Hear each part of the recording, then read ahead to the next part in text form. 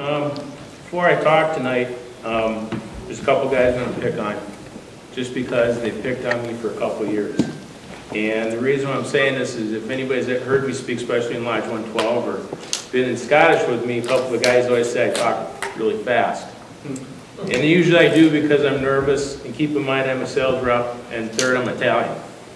The two guys I'm going to pick on tonight is Brother Les Paulson of 112, and I see off to my left there he is, Steve LaSure of 347. And I'm just going to tell you guys, I'm a little nervous. Buckle your seatbelts because this is going to be a breezy ride.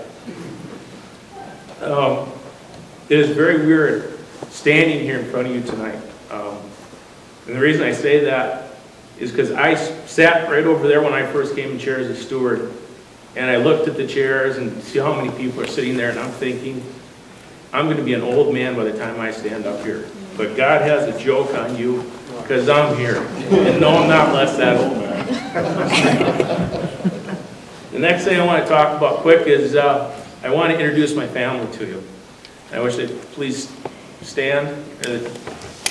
There's my life right there, guys. This is my youngest daughter, Mariah, my oldest daughter, Marissa Marie, and my lovely wife, Gina.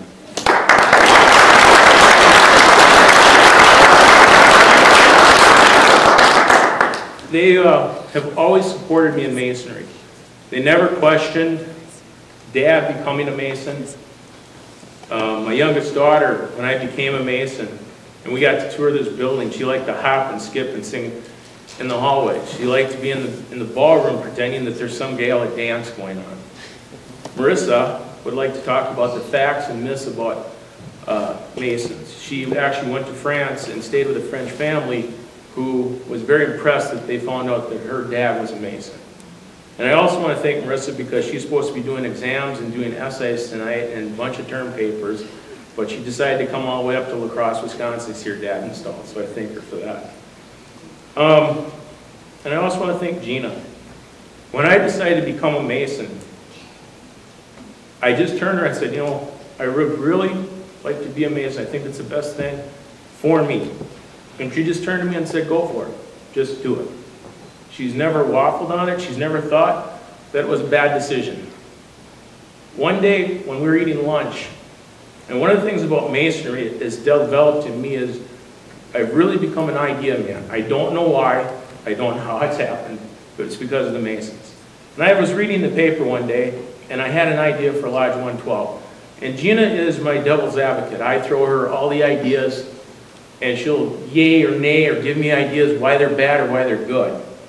And I turned and I threw this idea to her one day, and she turned to me and pointed her finger right in my face. Now, I've been married for a long time. When your wife points your finger in your face, she's either going to go out the door or going to sleep in the Davenport. But she stopped and said, you know, you've changed. You've really, really changed. I don't know how. I don't know why. You're more respectful. You're more courteous. You're more creative. You're more aware of what surroundings around you. And that's because of the Masons. My wife has told me how she's met so many great family people here, how many brothers, how many wives, and that's because of the Masons. The relationships I've built here have been long-lasting. One of the guys, and I'm not going to try to embarrass him tonight, but he does deserve to be embarrassed. And that's our new past master. I don't know where, there he is. Mike Epson. The camera hides all. Mike has become probably my best friend in the world, except for my wife, obviously. But a lot of people say, well, you guys knew each other before you came in the lodge. And I'll tell you something, we did not. Mike is actually 2 years longer into Masons than I am. I remember the first couple of times that Mike and I met each other, we'd bump into each other, say hi, we didn't even hardly look at each other, and because we didn't know each other. And I remember one night during lodge, we had our fellowship, and to you people that are Masons are not fellowship, what fellowship is at the end of the lodge, we go out and eat our cookies or sandwiches and juice and milk and sit and talk and have a great time. Well, I was still pretty new yet, and I really didn't know any of the guys. And I'm standing there with my hands full like this, looking around. Everybody's talking and mingling, and I didn't know what to say because I didn't really know him that well. And I noticed off to my right, there's another guy standing there just the same way with the same complexion. Look around, and Didn't know what to say, so I thought, well, geez, he's standing there, I'm standing, what the heck, I'll say hi. Bumped into him, and I said, first thing I said to him, I said, anybody talk to you yet? And he looked at me, and he smiled, he stuck his hand out, and says, hi, I'm Mike, hi, I'm Tom. And that's how it started. Mike and my relationship has really grown. Mike was senior warden when I was junior warden, and Mike would call me every so often, and since the last few years, we probably averaged 3 or 4 calls a day, sometimes 9, just on different things with masonry. And it was funny how Mike has developed in with our family. When Mike first called, the girls would give me the phone and said, geez, Dad, this guy on the phone's calling something about masons, here you go.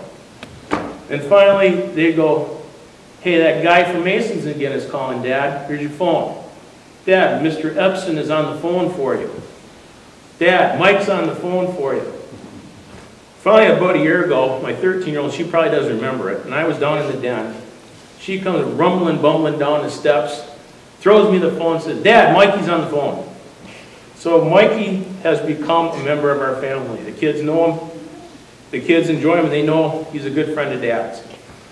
And the funny thing about Mike has happened this week, and I know he doesn't want me to tell a story, but it's kind of somewhat humorous. Grandmaster made a comment about the storm of 2010 that just happened this weekend. You guys all got to see it. I'm one of the few guys that did not. I was in Columbus, Ohio. I flew out on Friday morning, and Gina and I had looked at the weather reports. It was supposed to say 2 to 4 inches of snow on Saturday. Gina and I thought, heck, no problem. Gina's going to be able to drive out, pick me up Sunday morning. So I don't know if you guys have ever gone to these sales meetings. They're long. You're cut off from the outside world. You don't get a paper. You don't get a TV. You don't get a radio. You don't get nothing. You're cut off for a day. So 8 to 12, we did our meetings. We ate quick lunch, go back to meetings until 4 o'clock. At that time, we had a few minutes, about less than an hour, to change our clothes and go to another event that night. So my roommate, who was from Chicago, had turned the TV on for a few seconds, and CNN was on. And we had seen a guy from Minneapolis trying to shovel his car out, and every scoop he took, 4 feet landed on his car as he took another scoop. So we were just shocked how much snow was in the cities. We knew Wisconsin was going to get pounded on, and we were worried about getting home. So we prayed and hoped that we could make it home to the airport, and we did. We got to the airport, plane took off, and of course, if anybody's flown, you can't have your cell phones on during the flight. So just as the tires screeched on the road, landing, I turned my phone on, I had 3 messages. First message was from my youngest daughter, Mariah. Dad, Mom has just got the car stuck in the middle of the street. We aren't going to come and get you. So you can imagine my sadness, I guess you might want, because I'm here in Minneapolis, I'm close to home, I have no idea how I'm getting home. Gina is the second message on my phone. It says, Tom, this is Gina. Got the car stuck in the road. I don't know how we're going to get you home. So now I went into a deep depression.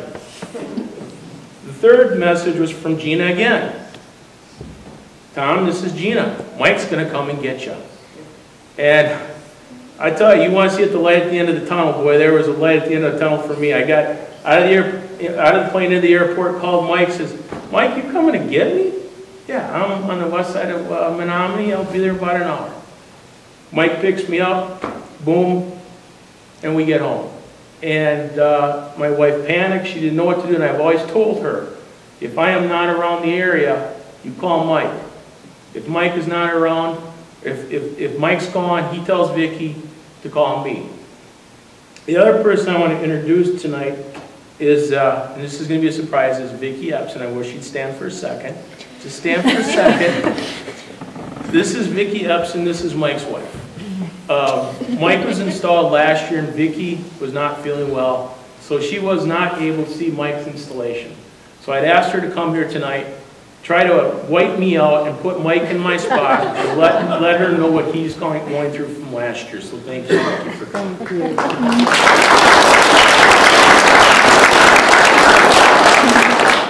Brother Gary Stang has always told me some great stories about masonry and been traveling. And I had one at the Columbus airport that I kind of had myself. And being part of a large sales company, you have a lot of guys on your team, a lot of guys that are not masons, a lot of guys who do not understand what masonry is about. And as we're standing there waiting for the flight to come in, we're talking, having a good time. Turn to my left, and I saw an older man, about 86, reading a newspaper with a Masonic hat on. You know, I want to go talk to this guy. He looks like he'd be kind of interesting gentleman. So I walked up, said, "Sir, I see that you're a Mason." He says, "I sure am." And I said, "Well, so am I." "Where are you from?" "Lodge 112, Eau Claire, Wisconsin." And I don't recall his first name, but he called himself Brother Butler. He's from Ohio. He's started in Texas, and he had to transfer into Ohio. But he goes, "I am a past master." And I kind of chuckled and said, "Well, I will be a future past master December 15th if I will be installed as a master of the lodge." He congratulated me. He said, "I'm also York and Scottish." So I said, "Well, I'm also York and Scottish." So then we sat and talked for a good half hour just on Masonic stuff, and we had a great time talking about it. All of a sudden, they called for our flight to come in. I apologized, told him I had to leave. It was very nice to talk to him. And so the guys are coming around and said, "Geez, who's that old guy?" He says, "Was he a brother of yours or what?" And I started to laugh and go, "You know, he is a